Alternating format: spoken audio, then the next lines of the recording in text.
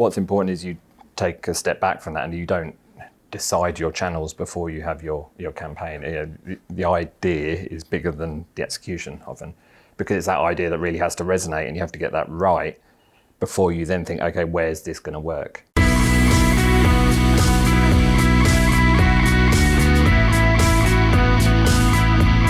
This is Velocitize Talks. I'm Andy North. I'm joined today by David Gyertson, Director at Zest The Agency. David, hello, Andy. Thank you for joining us. That's all right. Tell us a little bit about Zest and your role there and the unique value proposition that Zest The Agency brings to the market.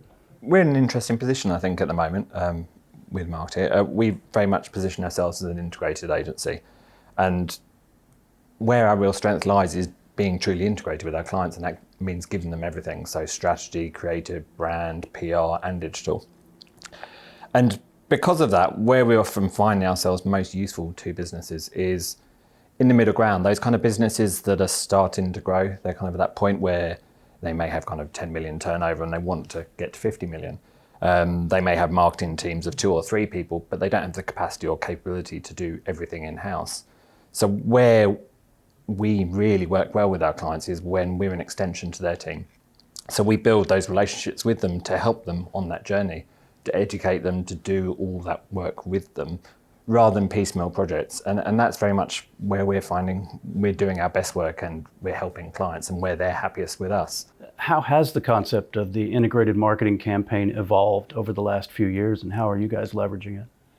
It's interesting. I'd say it's probably gone backwards in its evolution. I think as there are more channels, often marketing tends to be a little bit more piecemeal, and a lot of brands, even the best ones, still aren't getting a consistent message across all the channels. So you see a lot of people being a lot bolder on social than they are elsewhere. So where we're really working with clients is it's that very core start point. What is your brand and what is the story that you're trying to tell? What is your core messaging, and then carrying that through all the different channels.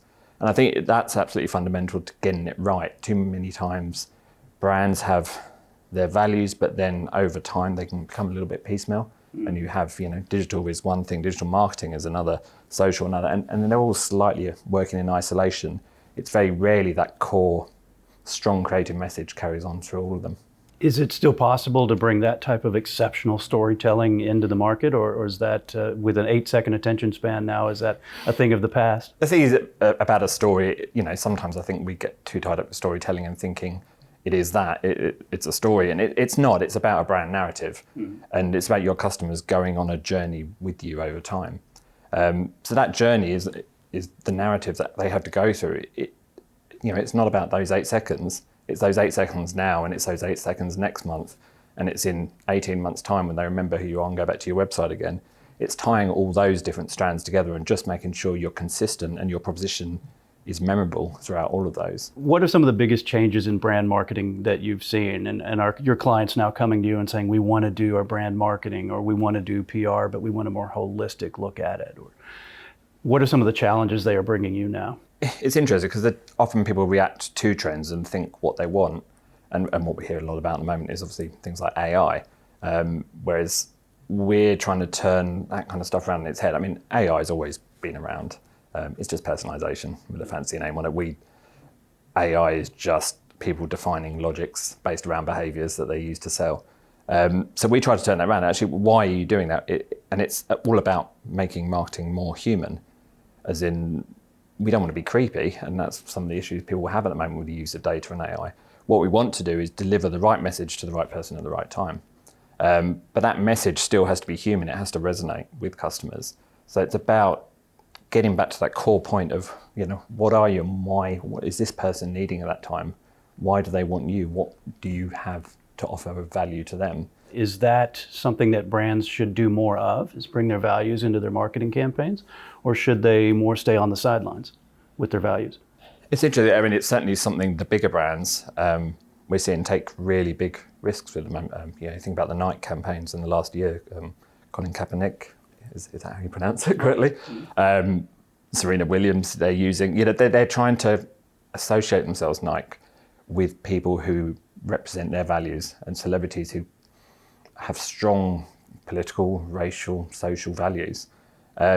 So we're really seeing that trend is coming in, that you know what, it matters in a very kind of political world we're in at the moment. People are, pinning the flag to certain things.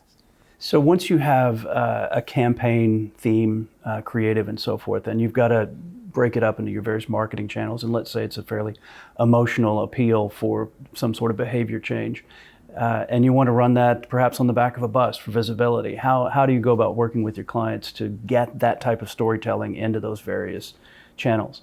Well, I think what's important is you take a step back from that and you don't decide your channels before you have your campaign. The idea is bigger than the execution often, because it's that idea that really has to resonate, and you have to get that right before you then think, okay, where's this going to work? And that is very important. It is one of the things we try to do with our clients, taking that step back, never taking a brief as we want you to do X, Y, Z, we want you to do digital marketing. It's no, why are we doing this and what's the business or behavioural change we're trying to impact?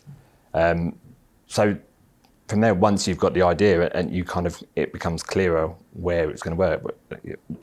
I think one of our campaigns, we work a lot with road safety in the UK here.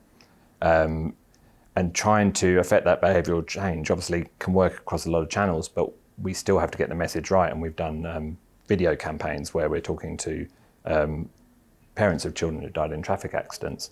And obviously that idea, the fact that that is very emotional, it's very poignant. It's not the kind of thing you're going to put on the back of a bus. Wow. It's not going to strike there. That's got to completely go through social, and it's got to have a very somber tone to it. But then there's other campaigns where obviously we are just influencing people, the kind of ambient advertising back of a bus, because you've just got that second of attention to get a message across. And actually, that message, therefore, has to be not too hard-hitting. It needs to be lighter, but it still needs to catch the attention. You mentioned AI earlier. Where do you see digital going now? What's next for the integrated marketing campaign? I think I'd like to see it go back to that again, back to the creative, back to the big idea. I think the challenge digital marketing has had in the last few years is we're very dominated by what the biggest providers want us to do.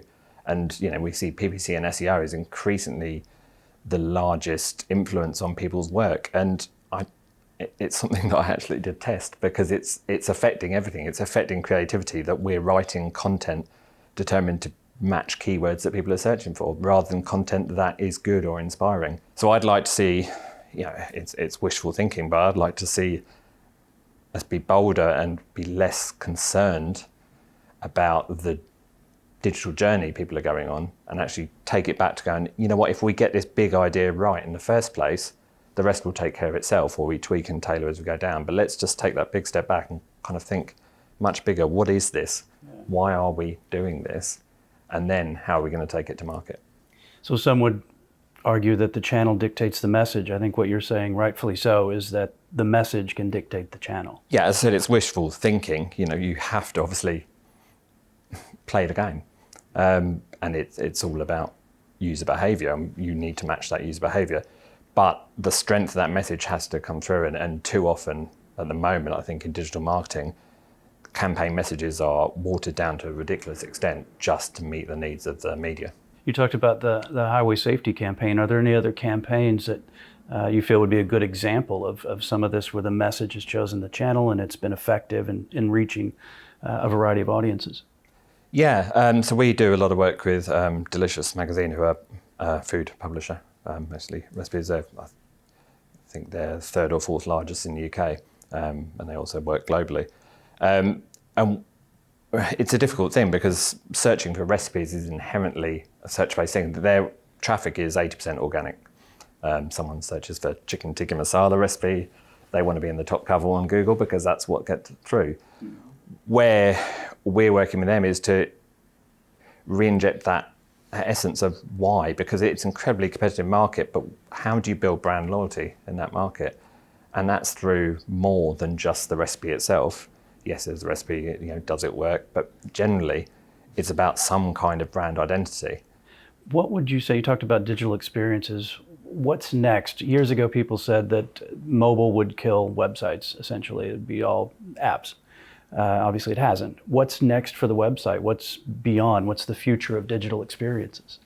I think it's going to stay. I think people are starting to invest less and less into websites. sensibly, to be honest. They're starting to see it for what it is. When you think 10, 15 years ago, the value of someone doing a new website was enormous. I think people are learning to be lighter touch. They're realizing it's just pictures and text ultimately, and getting that message right is cheaper and easier. And don't worry too much about huge evolutions of digital. Let's just get the content right. So I think that the web is simplifying, which is a great thing, and obviously because it's experienced in so many different ways and will be.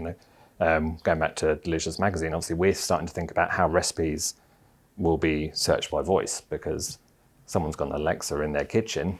They're cooking something, they want to know how to do something, they want to know how to make hollandaise, they're going to ask Alexa. So how do we surface that content in other ways? So again, it all goes back to the content, and that's kind of stripping away all the other layers of technology and nonsense that's kind of affected the web probably for the last 15 years. It's kind of, we're getting back to what it is. With machine learning and AI, the evolution of AI, do you think at some point a machine will be able to dictate, okay, this person is angry. They're angry about something and they're searching for something. We need to supply a message that's a little more calming.